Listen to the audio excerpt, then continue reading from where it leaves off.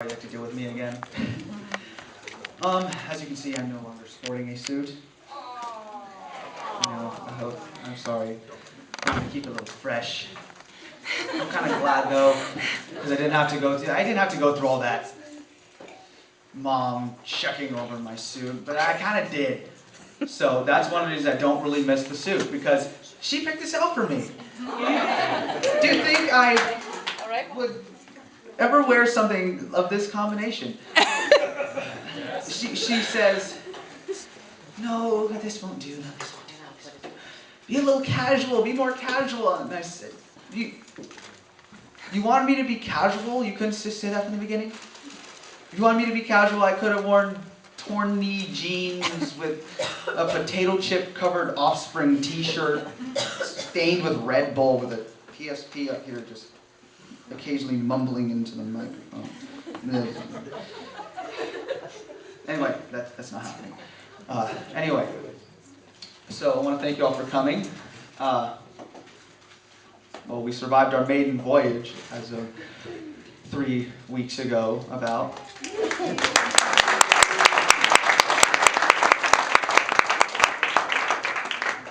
So, again, in case this is your first night here, this is Club Credo, and it's basically run by the students at Credo High. We are in a financial literacy club taught by Mr. Romer. Yeah.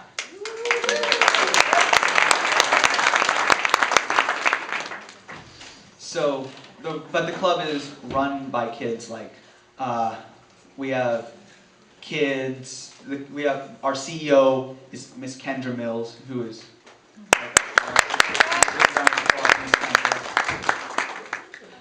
We find the talent for the most part.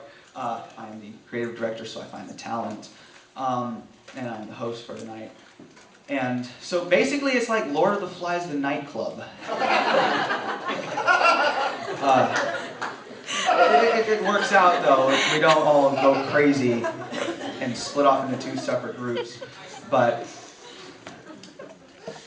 it turns out pretty well. Last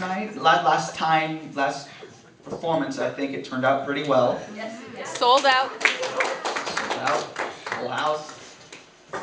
And I just want to thank you all for coming and supporting our second night. And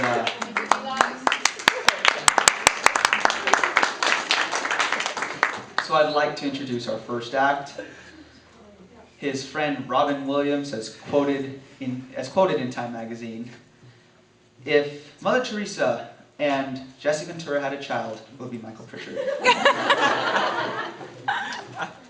He has done the voices for Fox, Disney, and he's going to be in a new movie with the Dalai Lama called Happy Movie. Ladies and gentlemen, Mr. Michael Pritchard.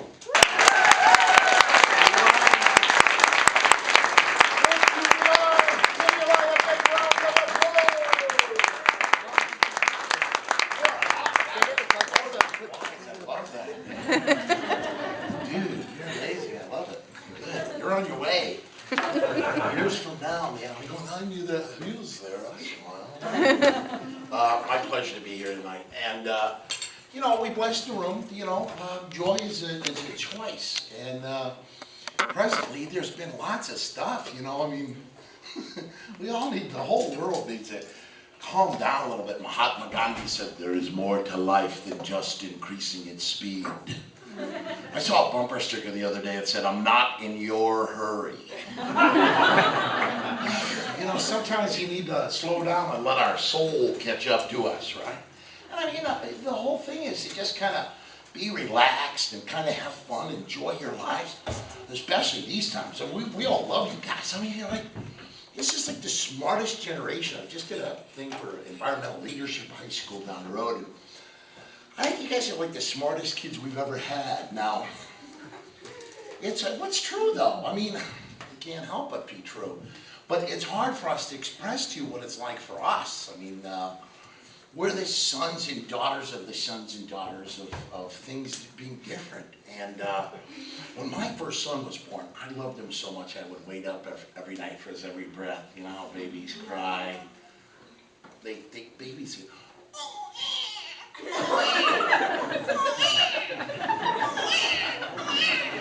And you hear the one go, my wife go, ah! He's choking! I'm like, "Whoa." And the baby's like, ha ha ha! Take me to my mother, fatso. I need to be fed silly chubby roller. Well, the more kids I had, the less afraid I got. Because check this line out, remember it forever. Fear is the little dark room where negatives are developed. I'll tell you later. So, when you have your first kid, you're scared. Hey, don't eat that thing. Give me that thing. Ah, bleh. Second kid, don't eat that. Bleh. Third kid, tastes good. You're on your fork. Go ahead, eat it. Did I get any better at being a dad? No, I just realized blessed are the flexible, for they shall not get bent out of shape. We learned, because everybody goes, you do, we do, we go through early childhood development. Like when you're 5, what's the difference between a 5-year-old and a small puppy? After a while, the puppy stops whining.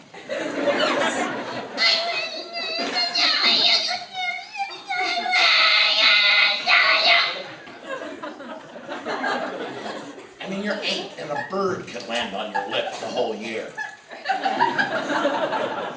You're not the boss of me. Quit putting in line. It's not your turn on the monkey bar, monkey.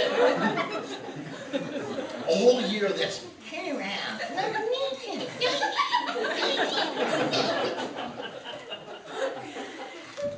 Then you're in middle school.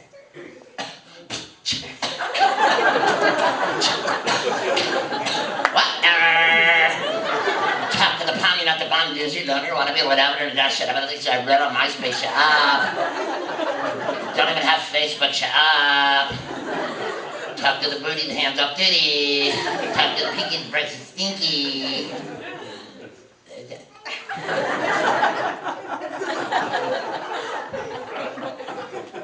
I mean, in high school, we say brilliant things like, high school boys are brilliant. I'm tired of everybody telling me what to do. I'm gonna join the Marine Corps. Oh yeah, nobody will tell you what to do there. Would you like breakfast in bed, Private?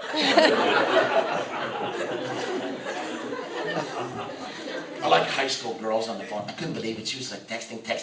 No child left untexted. I want to slap her. High school boys on the phone. Oh,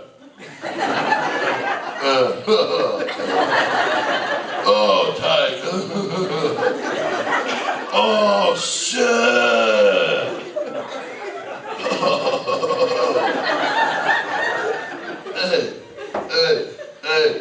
Hey. Who is this? Oh, we all love you guys. I mean, we love you. You're like the greatest, smartest generation ever. It's brilliant. You know, mine's brilliant, you know. Ain't talking to you about your test scores, you know. I mean, we gotta be in our hearts. You know, that's why I love this school. The school is about that, you know. A great teacher by the name of Helen Keller was asked, "Oh, Miss Keller, it must be hard for you to be blind." And she said, "Well, it would be if I had no vision. Because we see with our hearts." Well, that's the thing. That compassion, that art, that music that you learn here, that stretches you out into leadership and outside the box creativity that will take you places people in other schools only dream of. Yeah. That's true, you know. No, not applause. We don't have time for that. And it's like so funny because, you know, guys, we love you, but look at you. The whole generation of kids, it's like, you don't know, sometimes we don't know. My 3-year-old doesn't know when he was 3. He didn't know how to make choices. He's got a sitcom on television now. When he was 3, he went, what? He got my crayon. Get another crayon.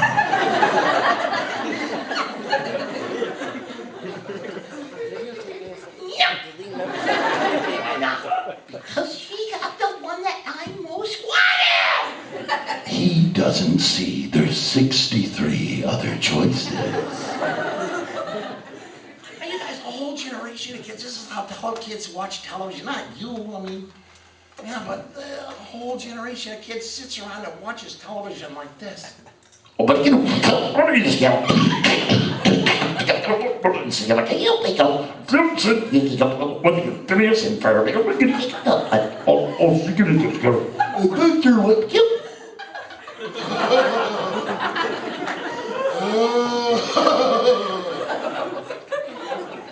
So when we teachers are still the intransitive verb is something.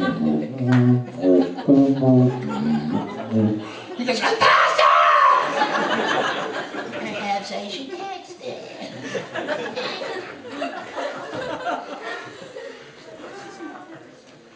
Then the boys sit around and the boys play video games all the time, all over the whole country, you know.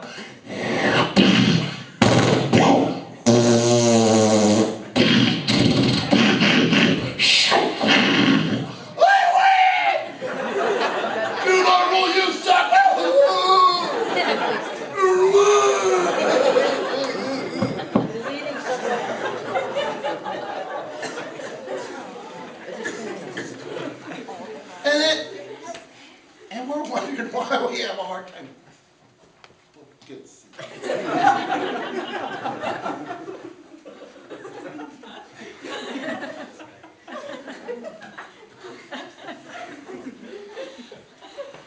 I'm there on the computers.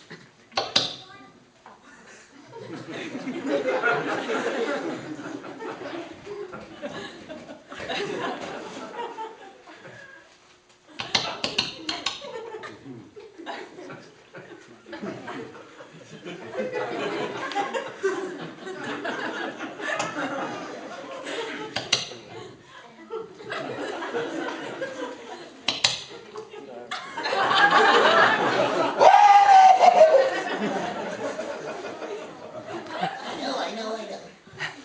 And we're trying to figure out how to, and we love you. And we're trying to figure it out. We're teachers, we're parents, we're your community as well. So we're trying to figure out. You got to help us figure out. We figure out. We all figure out together. You know, kind of like that. That's what works. Collaboration. That's what we found out in the Happy movie as we traveled all around the world, that the thing that most people want, rather than compete, which is the big problem, which causes warfare, we collaborate. It's easier. We all get along. And then you learn about life. Pain shared is pain divided. Kindness shared is kindness multiplied. Well, we're helping each other out. That's why I like little kids. They always crack me up. See, there's this place, South Pacific, there's this song in it that goes, you've got to be taught before it's too late, before you're 6 or 7 or 8, to hate all the people your relatives hate. You've got to be carefully taught. Well, when you hate, it's like you drink poison and expect someone else to die.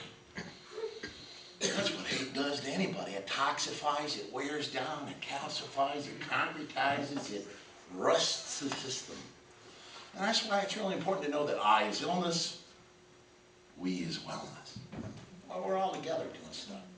But when you're with little kids, man, they will crack you up. You know, my little boy comes in at 3 in the morning one night.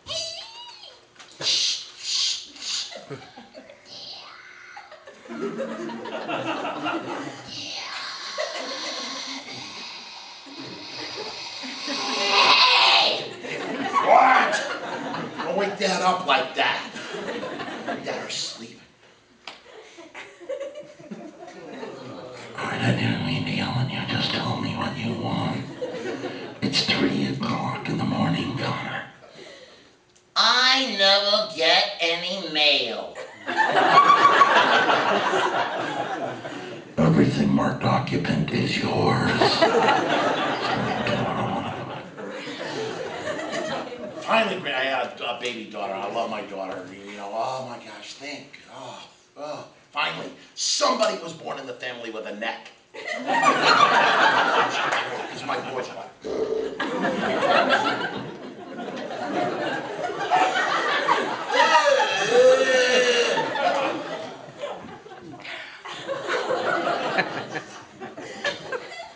Football, wrestling, rugby, oh,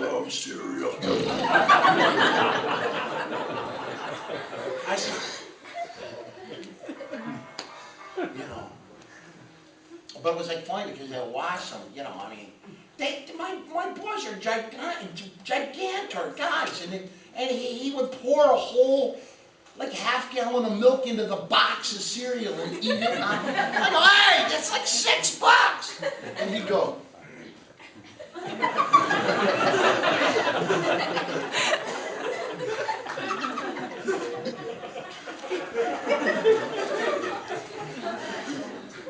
Did that again.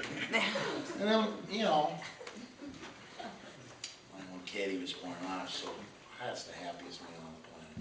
My little baby daughter, she was a chunky little I tried that Ultra Slim Fast and I found out it tastes great on Ben and Jerry's ice cream. I got a bumper sticker on my truck that says, bulk up, big people are harder to kidnap. But, you know, it's like, you know, hey, let's get past that size stuff too, guys, and that's everybody in the room, man. Before you start that freshman year gut check in freshman year dorm floor, let's go through it quickly like I teach the kindergartners. A scale can measure the weight of a person, but not the worth of their heart and spirit. And a measuring tape can measure the height of a person, but not the height of their heart and their spirit. Oh. And a mirror can tell you what a person looks like on the outside, but it cannot tell you the greatest, warmest friend you'll ever have lies inside, waiting for you to see that they might be lonely.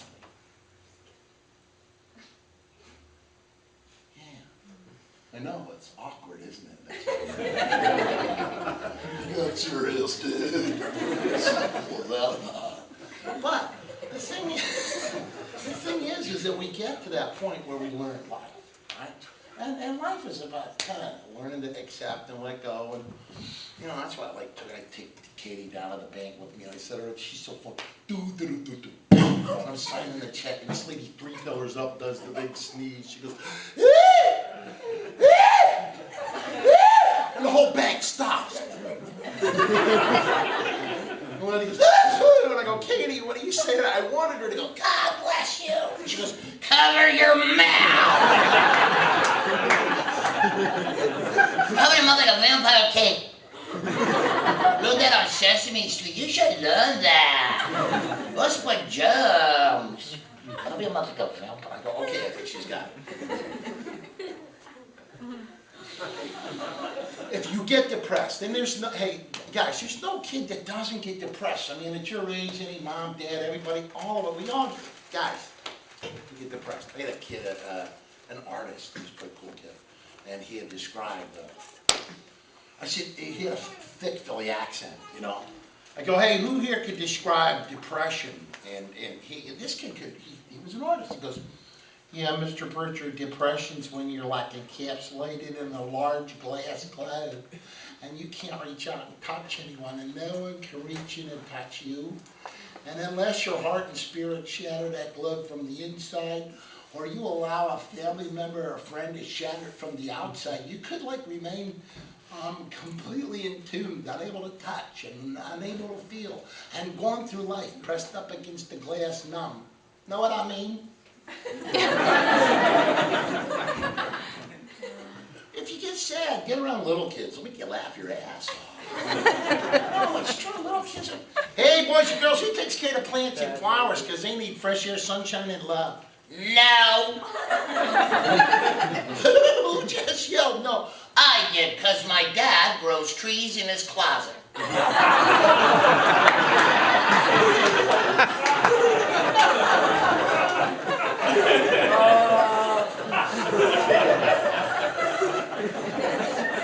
And they will crack you up like, you know, who I go, hey, boys and girls, who knows what self-esteem? Self-esteem.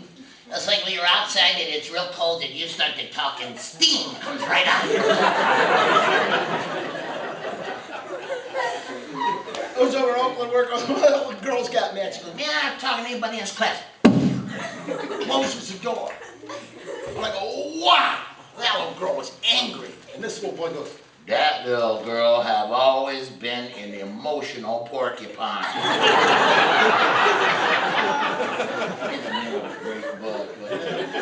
The emotional porcupine. But it's like so. I like the way, you know, they think outside the box, little kids. You know, they're so, you know, they think of words. I go, hey, what should we do? Everybody knows the problems. We need more solutioneers. I like that word. Great word. Yeah, solutioneers. Tell your mom and dad not to be hater taters and their children not to be hater tots.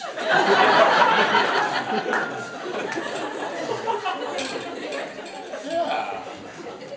And when you teach them by heart, you know, and that's what they teach by heart. You know, it's like, hey, be kind, be nice to each other. Oh, the Dalai Lama, and he's standing, he goes, oh, he's so sweet. Oh, the number one rule in the whole world, to be kind to everyone. Number two rule, more important than number one rule. Be kind to everyone. The little kid goes, Hey, that's the same thing. and his buddy goes, He's emphasizing a point, duh.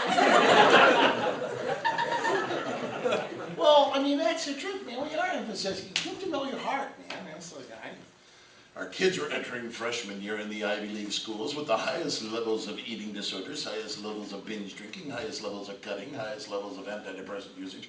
But they've gotten so good at taking tests. Their brains are excellent. And then you talk to the little kids, they come through unfiltered. I mean, totally unfiltered. What did you learn today? Don't let their bad day be your bad day or your bad day be their bad day. Don't play angry tag with people. It's a virus. Can you come to Washington, D.C. with me? We'll stop off in Sacramento on the way. Wedding. One little kid. I go, what'd you learn today, buddy? Don't let your sad turn to mad, because then it all gets bad.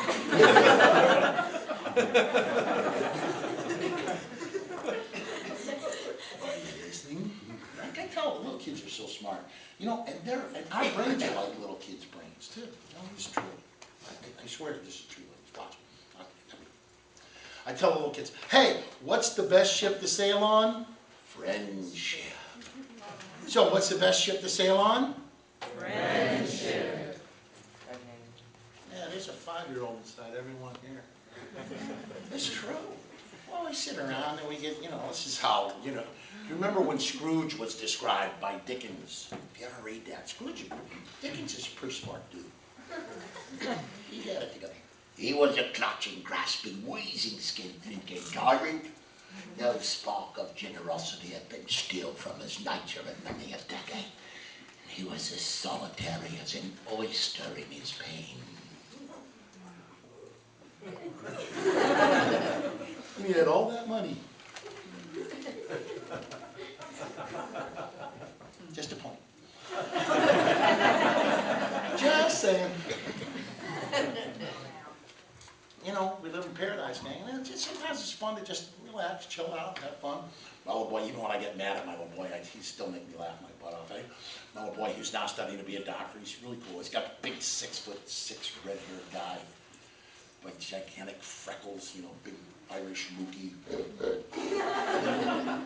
But, you know, when he was a little kid, he had a flat voice, and late at night, he just blurred.